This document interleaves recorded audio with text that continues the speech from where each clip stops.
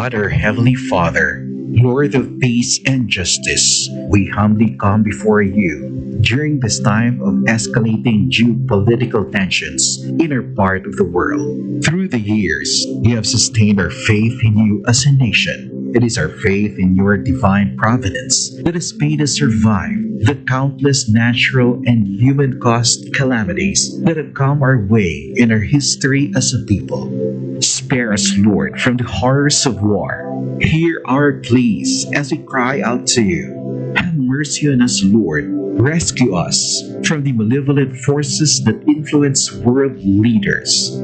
For we believe that our struggle is not against flesh and blood, but against their rulers, against the authorities, against the powers of this dark world, and against the spiritual forces of evil in the heavenly realms. We pray for your leaders entrusted with making crucial decisions for our nation. We place all our hopes in you, seeking your forgiveness and mercy for the times when our fears and suspicions have tainted our perceptions with ethnic biases and prejudices verging on racism. We earnestly pray, Lord, that you make us instruments of your peace. Where there is hatred, let us bring love. Where there is injury, pardon. Where there is doubt, faith. Where there is despair, hope. Where there is darkness, light. Where there is sadness, joy. Through our Lord Jesus Christ, your Son, who lives and reigns with you in the unity of the Holy Spirit, God, forever and ever. Amen. Our Lady, Queen of Peace, Pray for us. Saint Michael the Archangel, Pray for us. Saint Joseph, Pray for us. Saint Francis of Assisi, Pray for us. Saint Lorenzo Ruiz, Pray for us. Saint Pedro Calungsod, Pray for us.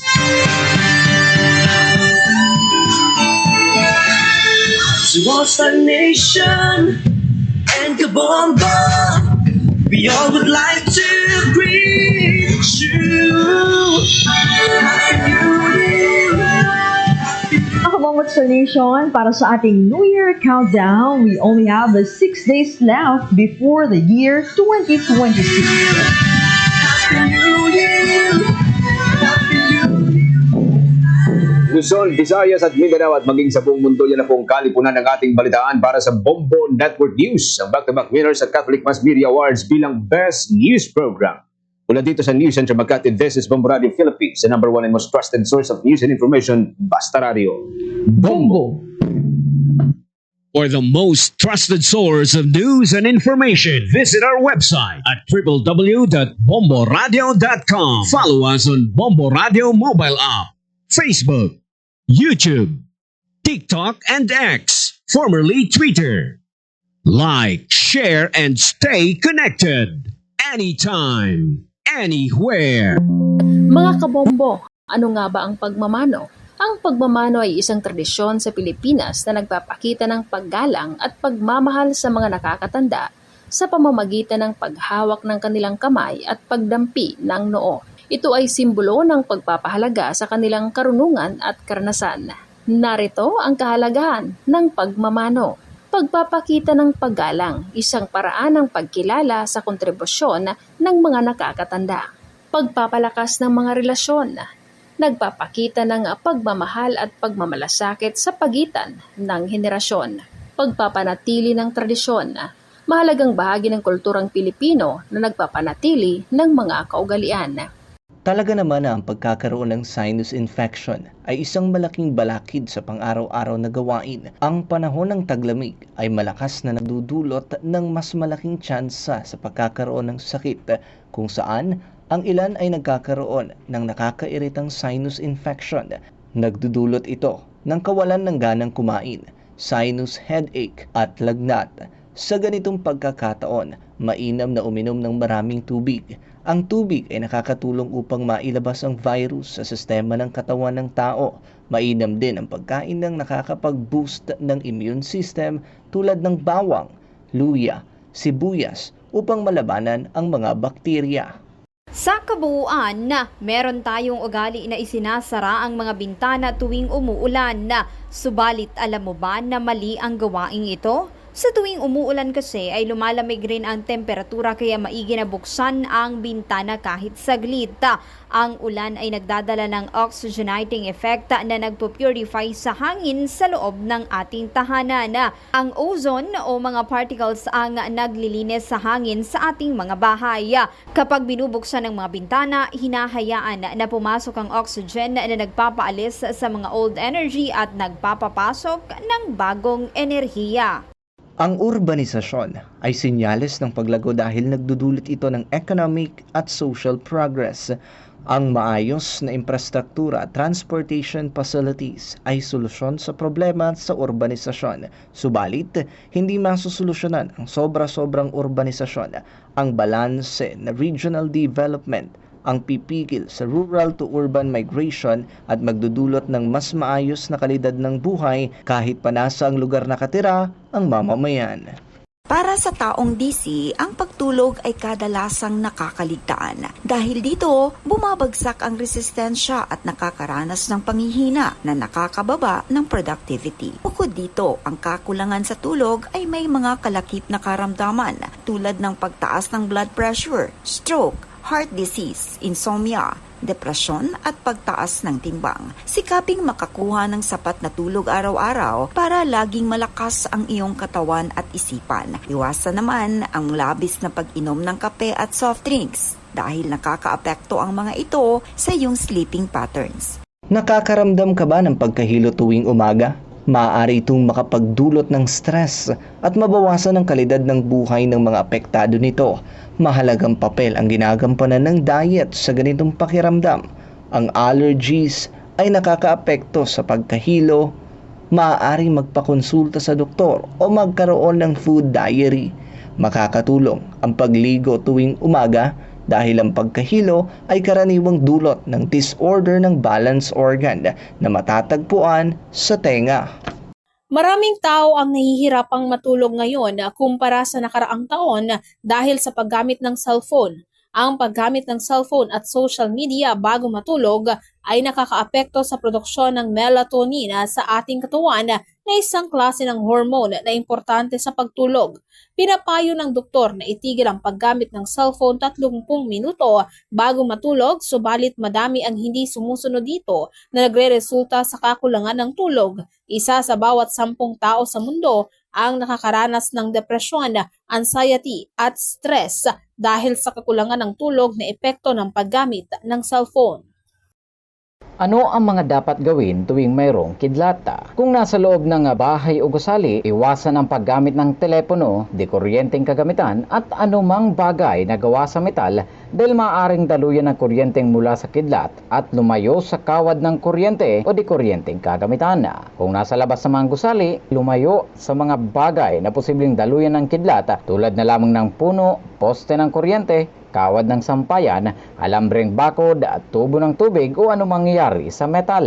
Kapag nasa open field, malaki ang posibilidad na tamaan ng kidlat. Kung hindi na makakaalis pa, umupo kung saan ang dalawang paa ay nakatingkayad. Yumuko at idikit ang siko sa tuhod at takpan ng mga kamay ang dalawang tenga. Kasabay ng patuloy na paglobo ng populasyon sa mundo, mas lumalaki rin ang pangangailangan sa pagbaha na nagre-resulta sa walang habas na pagpuputol ng mga kahoy. Ang agrikultura na itinatayang nagsimula 12,000 taon ang nakakalipas ay isa rin dahilan ng deforestation. Simula noong tinatayang nasa 5.8 trilyon na mga puno ng pinutol kasabay pa ng industrialisasyon, dahil dito ay kinakailangang gumawa ng hakbang upang maparami pa ang kagubatan dahil mahalagang mabalanse ang development at pangangalaga sa kapiligiran. Ang lindol ay isang Time for sharing, giving gifts for everyone. What matters now is this Christmas we share the love. Giving gifts for everyone. What matters now is this Christmas we share the love. Bombo Radio shares the love this Christmas to all the Filipinos and to everyone all over the world. This Christmas we share.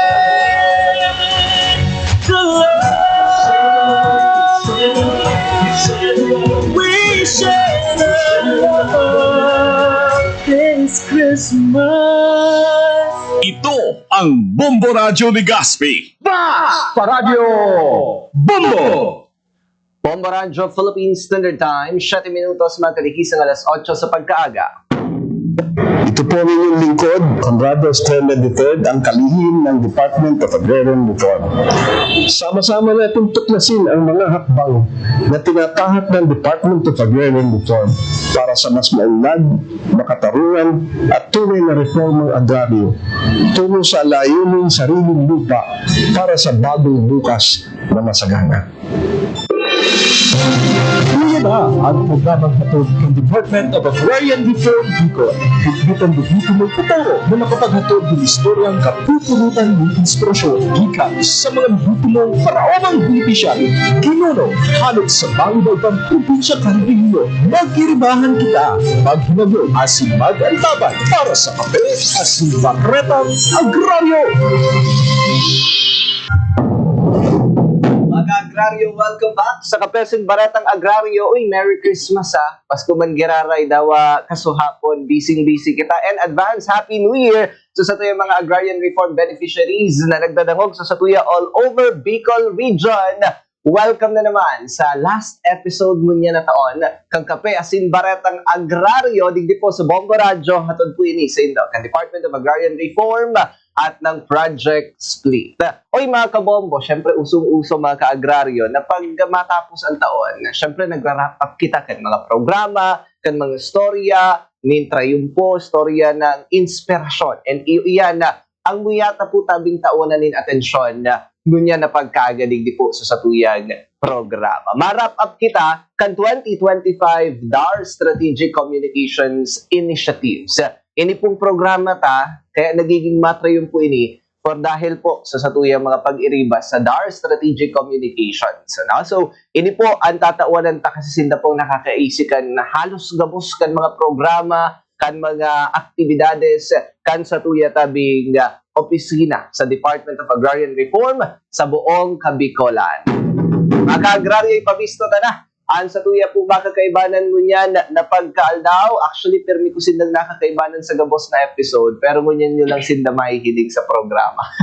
Ang mga tao sa likod, kan satuya tabing camera, sa likod kan mga storya na nababasa, nadadawag po tabi nindo, ipapabisto ko na. Inotanta na muna mga kabombo ang satuyang ka-agraryong makakaibanan ang Regional Strategic Media Coordinator ng DAR Bicol. Antes na maging parte ng Department of Agrarian Reform, siya po nagtrabaho man sa sarong local radio station sa Legazpi City. For sure, magiging, kumbaga, pag nadamog din doon sa iyang boses, medyo papantig talagang, parang kilala ko ini. Parang nadamog ko na ini, mga ka-agraryo. Taong 2021, kan maging parte siya kan DAR como Agrarian Reform Program Technologist, asin mo niyan, saro ng Agrarian Reform Program Officer 1 o ARPO 1. Naging Provincial Information Officer kan DAR Provincial Office kan Albay, asin sa presente siyang OIC Regional Information Officer Kandar or Department of Agrarian Reform Regional Office 5. Mantang gagampanan ang sa iyang papel como Regional Strategic Media Coordinator sa Eraram kan Project Split, mga ka-agraryo. Let us all welcome sa satuya mga kaibanan, ka-agraryong Nerissa May Bartilia. Ka-agraryong Nerissa, marhay na agatabi. Marhay na aga ka-agraryo dyan. Marhay na aga Bicolandia. Yeah, marhay na aga. Merry Christmas. Merry Christmas. And marhay na aga po sa gabos na nagdadangog kan programang Kape Asin Baratang Agraryo. Yun. And syempre, kung matugot na wala din po kitang mga kakaibanan, sabi ko nga ni po, sinda ang mga nasa likod kan sa tuyang Kape Asin Baratang Agraryo. Ang regional media writer din po, makakaibanan po niya to digdi sa programa taong 2024 kan maging parte kan Department of Agrarian Reform Regional Office 5 como regional media writer sa Erarom kan Project Split, no? Digdi po tabi sa Kabikolan alagad antes paman ini siya man naging parte kan sarong local na istasyon ni radyo sa Kabikolan. And of course, talagang ini rin pag nadawag nindo ang boses, mapapansin nindo na nadang na nindo ini, no? Ngunyan, como sarong writer kan DAR Regional Strategic Team, sarong siya sa mga nasa likod kang programa especially ang Kapesin Baretang Agraryo. Poon sa pagbilog kan storyboard, pag-profile kan sa tuyang mga bisita, asa sa iba pang preparasyon na kinakaipuhan para sa produksyon kan programa sa radyo. Mga ka-agraryo, i-welcome po niya to sa programa. Malugod na yaon digdi sa station ta mismo. Makakaiba ng ka-agraryong Wency si Lisa. Ka-agraryong Wency, maray na aga. Merry Christmas. Yon, maray na aga. Diyos maray na aga ka-agraryo dyan and sa tuyang mga paraan tabay. Good morning po sa Induga Boss as in sa mga ka-agraryo ta sa Department of Agrarian Reform as in sa mga paraoman na nagirinan yung ganyan. Diyos maray na aga po sa Induga Boss. Yon, babalikan ta ka-taod-taod ka-agraryong Wency. Siyempre, dito napapahalo yun. Ininya sa tuyang Kapesin Baretang Agraryo. Sabi ko nga ni i-wrap up ta 2025. Komo pagtatapos kan taon, paano nyo po tabi mailaladawan ka-agraryo ni Risa ang 2025 para sa indong opisina, Strategic Communications Team, Kandar. Yes, ka-agraryo dyan, actually this year, dakol na nangyari. Ining taon na taon siya ng milestones para sa mo. Kay dakol na projects, yaon na ining Kapiasin Baretang Agraryo. Yaon man ang coffee table book namin na na-launch pa lang yun. Yes, na-launch pa lang siya recently. Yeah. Actually, last week na-launch siya. Tapos, yaon man po, so, first ever na pelikula agraryo na sinalihan po ng ating mga estudyante. And of course, nag-launch din kami ng aming Christmas ID. So, ito pong taon na to, puno talaga ng activities. Sabay-sabay siya, pero nakaya naming magawa siya ngayong taon. Kasi this year din po, nabuo itong Dark Communications team.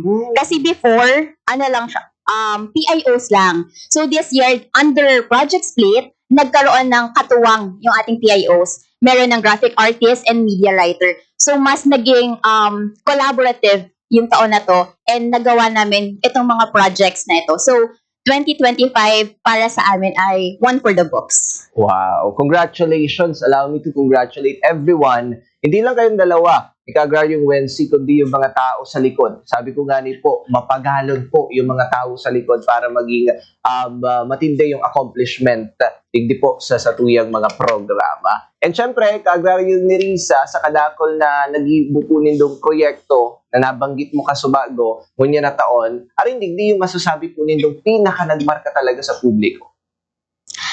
Para sa akin, ang pinaka-nagmarka talaga ay yung pelikula agraryo. Hindi dahil first time namin siyang nagawa, kundi dahil dito na ikwento yung buhay ng ating mga magsasaka. Dito narinig ng mga tao and first time din na na-involve yung youth. Yeah. Kasi ito pong pelikula agraryo, sinalihan siya ng mga estudyante natin. Hindi lang yung students na agriculture courses, kundi pati yung communication courses. Sumali sila para maikwento nila kung ano talaga yung kwento ng ating mga magsasaka. And mas nakarelate din ngayon yung public, and especially yung students, kung ano talaga yung ginagawa ng ating farmers. Kung maalala mo kasi na-feature natin yung mga estudyante, di ba? Yeah. And kung babalikan mo, nasabi nila na parang ngayon lang din nila nalaman kung ano ba talaga yung struggles and yung buhay ng ating farmers. So, itong pelikula agraryo, nag-gain siya ng engagement and nadagdagan yung awareness ng mga estudyante and ng community mismo. Tsaka yung kwento, hindi lang sa Bicol po napunta, no? Pati sa nationals. Across the country. Pwede pa, international, pag nakita nila yung mga uploaded na mga produkto, kan sa tuyatabing mga talented artists from Bicol. Yes. Agraryo ni Risa, dakula talaga naging parte kan mga jóvenes. Nababanggit mo yung youth engagement as in yung pelikulang agraryo, no? Sa ngunyan, yata mo makaipuhan ta na as in maihiras ang boses ninda. Ka-agraryo dyan, ngayong taon, yun nga, nasabi ko na in-involve natin yung youth. Yeah. Kasi si Secretary Estrella mismo, advocate siya sa youth. Gusto niya na maaga pa lang mamulat na yung ating mga kabataan sa agriculture. Kasi ngayon nga masyado nang matatanda yung ating mga magsasaka. So kailangan merong magpapatuloy. So, hindi dapat mag-end kasi yun nga kahapon 'di ba Pasko, may Noche Buena ang bawat isa dahil sa ating mga magsasaka. Correct. Parang gusto ko tuloy maging youth girara. Okay. No. So yun. So dapat mas malaman ng youth ano ba talaga yung papel nila dito sa agriculture. Last distribution, actually, nagkaroon din ng brief youth engagement with the secretary.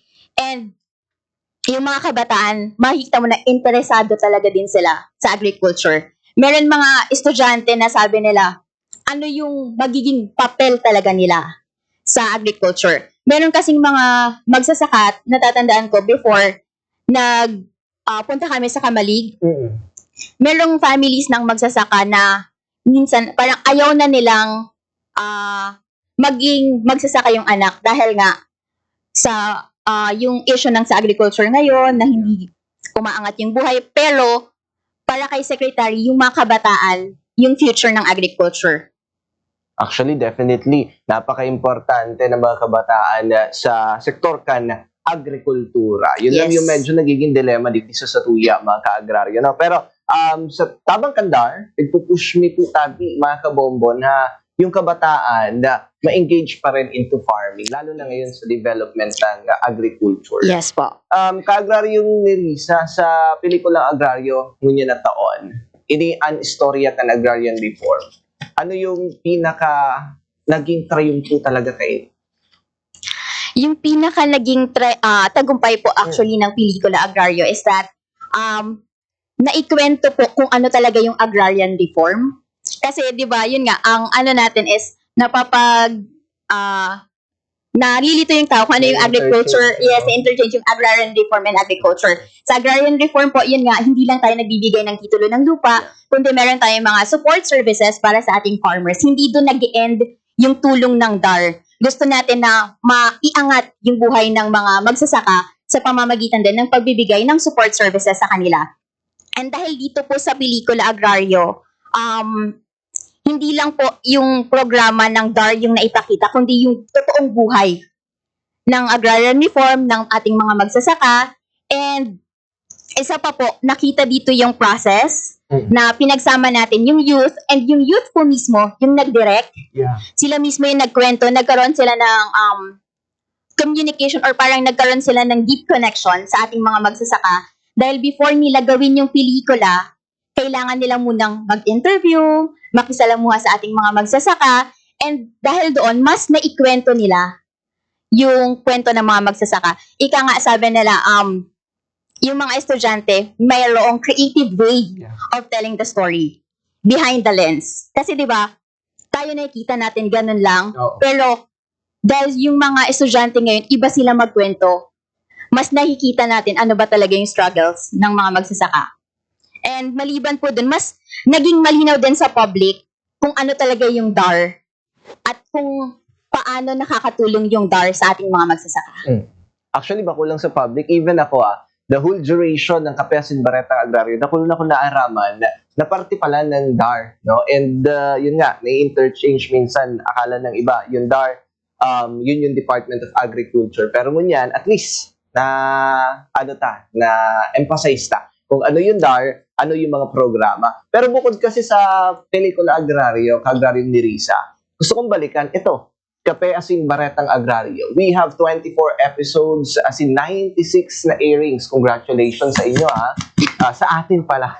Include ko na yun sa lyric ko. No? Ano naging importansya kayo ni sa pakikipag-interact nato sa DAR at sa community mismo? Yun nga, salamat ka-Agrario dyan. Yung Kapeasin Baretang Agraryo talaga, ito yung first radio station to air in 4 leading radio stations dito sa Legazpi. And sa Bicol po pala, kasi meron tayong iba pang radio stations na pinag-eerehan ng ating Kapeasin Baretang Agraryo. And yung DAR po mas naging accessible sa publiko. Kasi 'di ba, usually sa Facebook page lang nakikita. Ngayon dahil may radyo, mas nakikita na rin, naririnig nila tayo sa radyo. And syempre may Facebook Live, nakikita rin nila doon. So dito po sa Kapeasin Baretang Agraryo, hindi lang DAR officials or DAR employees yung na-feature natin, kasi meron tayong kasamang mga agrarian reform beneficiaries, yung ating agrarian reform beneficiaries organizations. And dahil sa naging guest natin sila, mas naging personal, mas naging deep yung connection din ng tao, kasi nakita at narinig nila yung kwento mismo ng mga magsasaka. Kasi sila mismo yung nagkwento kung ano yung naging struggles nila sa buhay, paano nakatulong yung DAR sa kanila na maiangat yung kanilang buhay. Tapos kung maalala mo po, last time, yung si Ma'am Ligaya, yon, Nasa di isip ba? ko siya, Oh, si Ma'am Ligaya, as in, sobrang nakatulong sa kanya yung DAR kasi nakapagpatapos siya actually ng kanyang mga anak. So, doon pa lang po, mararamdaman mo na malaki yung naitulong ng DAR sa kanilang pamilya. Definitely. Actually, meron din ako in mind, yung naging guest niya, itong Agrarian Reform Beneficiary, na dati, para dangog sana siya kang radyo, ngunyan yung kwento niya na sunada dangog sa radyo. Diba? Nakulang bagay po ito sa accomplishment ng mga tao na nasa likod kang Kapesig Baretang Agraryo. Siyempre, Agraryo ni Risa, babalikan ta kataod-tood, tawanan taning chance si Agraryo Wency, na simbagon man sa tuyang mga kahapotan. Kasi siya ang nasa likod din ng mga istorya na share ta sa Kapesig Baretang Agraryo. Kumusta rong writer ka Agraryo Wency? Paano nindo tigtatawan ng buhay ang mga istorya kan mga paraoma? Urog na sa 2025 Coffee Table Book kung saan inian na tagubhang na nabaritaan mi talagang na-launch na. Nabanggit ko nga ni kay Agraryo ni Risa kan ngunyan lang na December. Yes, tama ka dyan ka-agraryo dyan. Actually, ining Coffee Table Book, na launch siya kan Disyembre 17 ngonyang taon, as in pinag-tribunan man siya kan sa tuyang mga opisyales, arni ng RDRT, Rarad Nanet, Attorney Nanet Ke, Ardugay, as in iba pang mga opisyales, as in mga miyembro kan Department of Agrarian Reform, as in naibida taman digde ansaro sa mga na-feature ta sa istorya na si Kaagraryo sarong Agrarian Reform Beneficiary gikan sa Magallanes Sorsogon na si Kaagraryo Nesha Bea. Ayan. Yan po si Kaagraryo Nesha. And syempre, enot sa Gabos, gusto ko lang magpasalamat sa Gabos na naging parte kay ining Coffee Table Book, iyo ang Regional Strategic Communications Team sa Gabos na parte kan Kabikolan sa probinsya. Yan po ang samuyang team na kung saan mahihigos as in talentadong na nakatabang as in talagang nasuportaran ta na maistorya ang mga paraoma. And of course, hindi may isa sa katuparan sa tuyang Coffee Table Book kung daiba ko sa inda. Ninulitaan sa tuyang mga provincial information officers, alternate information officers, and of course our graphic artists and media writers sa mga probinsya, sinda po mismo first hand ang nagduduman sa satuyang mga paraoma para kuwaonan sa indang mga istorya. As in, ako man bilang sarong writer, ako man po ang nagkonsepto kung paano ang flow kan Coffee Table Book, as in anong magiging content. Kumbaga, sa mga pinasa nindang mga istorya, paano ta mabibilog ang istorya, as in paano ini nagko-communicate sa kada saro, as in yung interconnection between the stories. So, sa inot sa Gabos, sa tuyang Coffee Table Book, pinamagatan ta na tagubhang. Ano nga ba ang tagubhang? Siyempre, dahil siya usually nagagamit kan sa tuyang Actually, ang tagubhang, saro sa mga recommendation, suggestion kan sa tuyang dating graphic artist sa regional office na si Sir Proy Beranya, na kung saan ang tagubhang, meaning niya is garo siya pinagtagpi-tagpi bagantela ka agraryo dyan. So, iyo si konsepto mi. Si Tagubang, garo pinagtagpi-tagping mga success stories kan former beneficiaries, iba-iba ni istorya, alagad, kapupurutan nin iba-ibang inspirasyon, di ba? So, nagpuon siya sa konsepto na sinabi ta, garo man siya nagtatanom. So, may 7 chapters ang Coffee Table Book ta. So, inot dyan, ang naisip ko is garo siya nagtatanong, as in sa kalaunan garo siya magbubunga, di ba? Agraryo dyan. So just like the initiatives of Department of Agrarian Reform kung paano ta pinuunan ang satuyang puturo para sa satuyang mga paraomang benepisyaryo, as in mga inisyatiba, lakdang, pagpaplano na makatatabang sa pag-asenso kan sa tuyang mga paraoma. Aron po to ang muyatang i-portray sa Coffee Table Book na ini. So nagpuon siya sa pagdarahop, sa tatanong kan pagdarahop, sinabi ta naman ang title kan sa inot sa ipinulang pagdarahop. So magpupuon siya hasta magkaigwanin ugat sa chapter 2, nagkaigwa kita ning ugat ni na kumbaga katatagan, as in inistorya taman nasa coffee table book or sa pag-uuma igwanin kumbaga kinabukasan para sa tuyang pamilya, matawan tanin edukasyon ang sa tuyang mga kaakian, asin gabos na pwedeng mangyari para sa ikaka-asenso kan sa tuyang mga pamilya kan mga paraoma. Asin igwaman digding ma-featured na sa chapter 3 or 4 na women ARBs na purong mga magsasaka mga kababaihan. Nindulita sinda bako sa ng mga babae lang. Kundi mga babaeng bayanin din kan sa tuyang umahan. And nagkaigwa din kita digding finiture ta sa mga group of farmers or organizations, cooperatives, and leaders na nakatatabang sa tuyang padagos na pag-ansenso kang komunidad kan sa tuyang mga paraoma. As in, tinaon taman doon ang mga bunga kan sa indang mga inisyatiba iyon sa tuyang mga produksyon o produkto na isa sa publiko ninda, na iheras ninda, as in ipapabakal ninda bilang mga agripreneurs ng ngunyan ka-agraryo dyan. And igwa din kita mga unique stories. And so mga unique stories na ini, iba-ibang kwento, iba-ibang struggles na kumbaga unique stories na talagang kapupurutan. Sabi ko nga na duman sa libro, iba-iba manan sa indang istorya, alagad pareho sindang paraoma na igwaning istorya ang kapupurutan ni Adal. Grabe, no?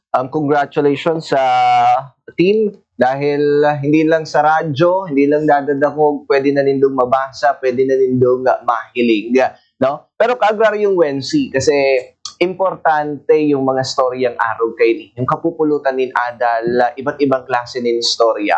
So ngunya na taon na nagpapagirumdong ini talaga ng mga iba't ibang klase ng kwento, inspirasyon, programa, and kadakol pang iba. Gaano ka-importante ang communication, especially sa Indo sa DAR? Of course, iyo nga ni sa tuyang pigsusulong, urog na kan sa tuyang regional director na si RD Reuben Theodore Sisinda, ninulita, kumbaga, malapit ang puso niya sa information dahil ninulita siya sa man naging information officers kan sa iyang nakaaging profesyon.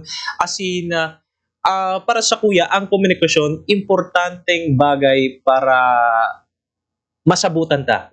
Ang mga istorya, as in, ang mga struggles, urog na kan sa tuyang mga paraoma. Ninulita sa komunikasyon, bako lang po kita nagbabalingibog as in naghiheras kin mga impormasyones.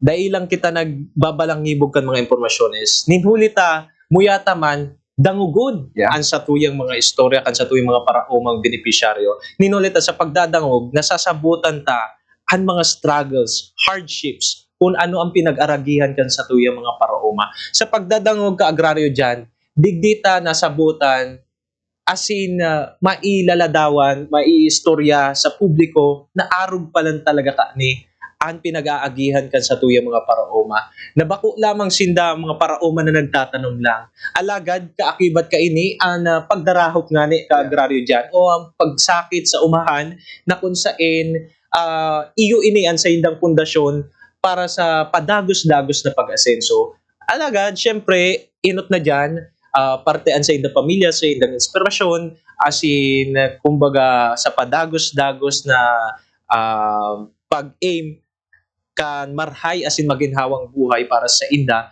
as in, iniman, an mo yatang maipaabot sa publiko. Alagad, as in, syempre, sa tuyang mga youth, ka-agraryo dyan, na sa sektor nin agrikultura, igwa kang padudumanan, iyoan mo yatang ipasabot sa publiko. For sure, nasabutan niyan kan sa tuyang mga paraan tabay. Lalo na yung mga ARB staff, no? Grabe, paano nindo nababanga sulawas nindo sa pagtatapos palan kan taon na 2025 na ilansar pa nindo ka-agraryong Wensi ang DAR Bicol 2025 Christmas ID, as in ang kantang One Daramayan sa Kapaskuhan. Ano ang mensahe niya itong gustong ipaabot through our Christmas ID? Yun, syempre, kaka-launch lang ng ating Christmas ID, Wonderman sa Kapaskuhan. Ipinapasabot man ka na kantang ini. Salamat pala kay ka-agraryo ni Risa sa pag-push through kaining Christmas ID kan DAR Bicol na behind. Sabi nga ni ka-agraryo ni Risa, kadakol na nangyari ngunyan ka-agraryo dyan. As in, daing minaaram kung paano mi isisingit, kung paano. Pero sa kabuutan mi na sa pagkukusang loob na maipahatod man liwat ang mensahe kan overall initiatives kan sa tuyang mga paraoma kan Department of Agrarian Reform as in history kan paraoma sa pagkasaro na iyon papautob kan sa tuyang regional director na unity dahil sa sabi niya sa pagkasaro, 'di ba? Dakul kitang maaabdan sabi niya. So yan ang mensahe ni Nolita. Ako man po kaya ka-agraryo dyan na nagsurat kang kanta. Wow. Si Ma'am Nerissa nag-push through sa na ipadagos ang kwento. So wonder man yan sa Kapaskuhan. Saro kita, sabi nga sa kanta, saro ang futuro, sarabay sa pag-asenso. Grabe, no? Siyempre, sa tuyang pagpapasalamat sa pagbabalangibog kan mga istoryang ini sa iba't ibang klase ng forma.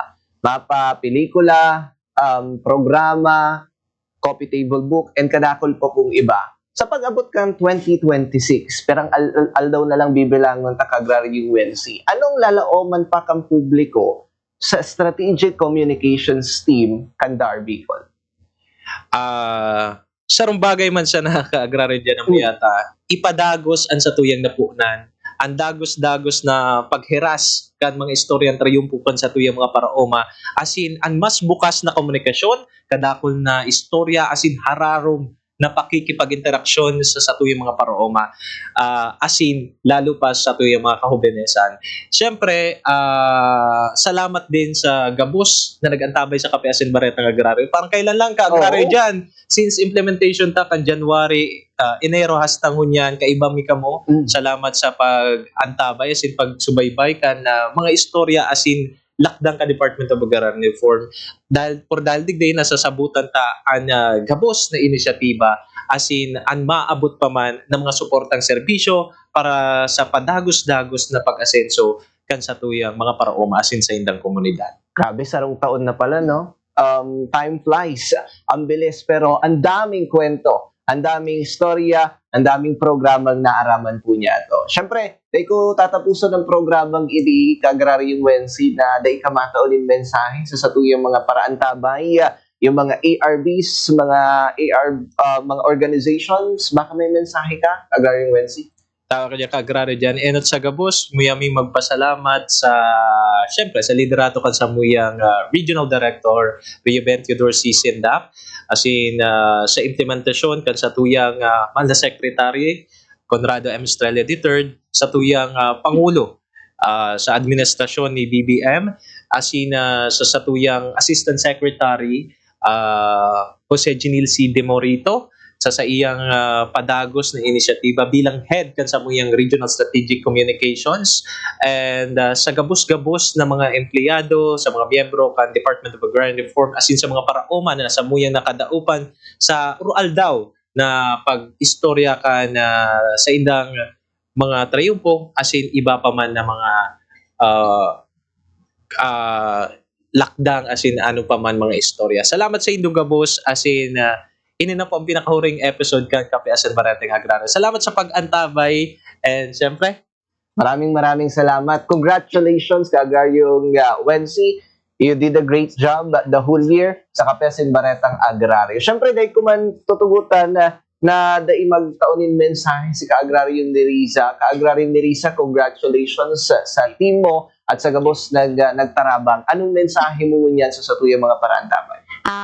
Unang-una po, maraming salamat sa ating management, kay Secretary Estrella, kay RDRT, sa lahat po ng Purpose 2, Purpose 1, Division Chiefs ng buong DAR, Bicol Region. Maraming salamat po sa suporta, sa tiwala, and sa pagbibigay ng direksyon sa amin. And gusto ko rin pong pasalamatan yung aming team, ang DAR Bicol Strategic Communications Team. Maraming salamat po kasi hindi namin ito magagawa kung wala sila. Kasi tulong-tulong po talaga. Pasasalamatan ko rin po yung ating mga magsasaka na patuloy din na sumusuporta sa atin, and hindi magsasawa ang DAR na tumulong, makinig, and magbigay tinig po sa ating mga magsasaka na patuloy na nagpapakain sa sambayanan. Grabe, no? Congratulations sa tuyang team ng mga communicators, digdi po tabi sa tuyang Kape Asin Baretang Agraryo. Siyempre, bago tayo magtapos, Kaagraryong Wensi, Kaagraryong Nerissa. Yes, hindi lang ngayong Pasko, kundi sama-sama tayo araw-araw para sa ating mga magsasaka. Pero ngayong Pasko, Wanda Ramayan sa Kapaskuhan. Futuro sa labas sa pagkasenso kasi sa suwisyon totoo nandito lang sa suporta ng Kaagranyo iyan mo na to ang futuro sa labas sa pagkasenso kasi sa suwisyon totoo nandito lang sa suporta iyan na to sumisyon totoo dito Wanda dito Media Wanda dito Media Wanda dito sa laruan kultura Wanda dito sabay sa pag-asenso Wanda dito Wanda dito Media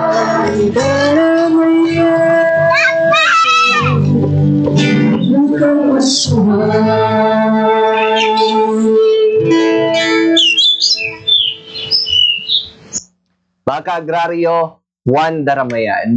Yan po ang sabuyag mauwat na iwalat sa indutabi ngunyan na taon sa Kapesin Baretang Agraryo. Ito na po ang last episode taon na 2025. Hopefully, marayan sa tuyatabig pagsabat kan taong 2026. Diyos mabalos sa Communication Strategic Team at sa lahat ng naging parte ng Kapesin Baretang Agraryo. Ako po, bilang sa indo pong anchorman sa Kapesin Baretang Agraryo, nagpapabot po nin Diyos mabalos. Again, nakasabay po nindo sa bilog na taon, ka-agraryong John Salonga sa Bombo Radyo, asin sa Darby Call, asin sa Project Split. Mga ka-agraryo, sulong agraryo. Sa inyong dadalo, ang naging katiripunan ng mga istorya kapapuritan ng inspirasyon. Nagpuro mo ikan sa dedikasyon na makapaghandog ng lehitimong serbisyo publiko. Kaya, kape, asin Baretang Agraryo! Ang programang ini iniatong sindo ng Department of Agrarian Reform Bicol asin kan Proyektong Split. Patuloy po tayong magkaisa para sa kapakanan ng ating mga magsasaka. Hanggang sa susunod, muli natin tuklasin ang mga hakbang para sa maunlad, makatarungan at tunay na reformang agraryo tungo sa layuning sariling lupa para sa bagong bukas na masagana. Magtiwala po tayo sa ating mahal na Panginoon. Salamat po sa inyong pagsuporta. Ang lindol ay isang natural na penomena kung saan ang lupa ay yumayanig. May dalawang sanhi ang lindol. Ito ay maaaring dahil sa pagputok ng bulkan o ang tinatawag na volcanic earthquake. Ang lindol ay resulta ng paggalaw ng magma sa loob ng bulkan na nagdudulot ng paggalaw ng lupa. Ang isa pang sanhi ay ang paggalaw ng fault lines na tinatawag na tectonic earthquake. Ang lindol ay may dalawang sukat, ang intensity at ang magnitude.